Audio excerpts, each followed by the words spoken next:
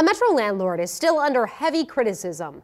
A couple of Omaha City Council members say they've seen the poor living conditions for his tenants and that employees are just painting over problems. Senior reporter Jake Wazakowski explains. Again, the Omaha City Council decides to delay the tax increment financing vote for property owner Dave Paladino.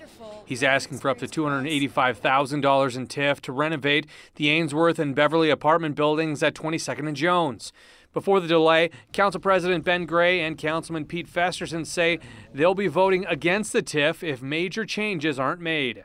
The expectation of someone applying for TIF on our project should be that they are compliant with basic city standards, and that's not the case in this respect.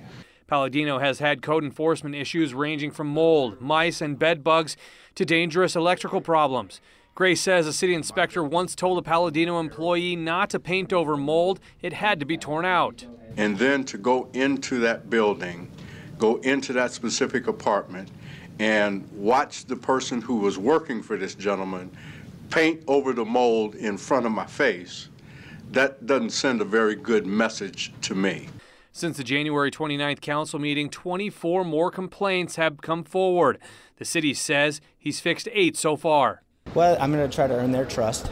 Paladino says they're in the process of making the fixes, but he needs more time to make the repairs before asking for the 22nd and Jones financing. He says he's training employees better as well. You know, I've made a lot of changes internally, hired a lot of staff, and we're striving to, provide a great experience for our tenants.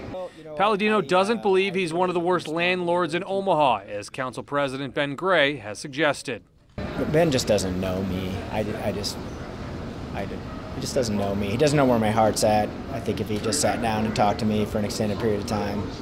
Paladino says he's going to renovate the building whether or not he gets the tax increment financing. He says he'll just have to find a new way to finance the project.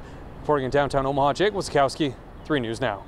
The issue has been laid over until May 21st. Paladino says he could repair all the apartments in about a month.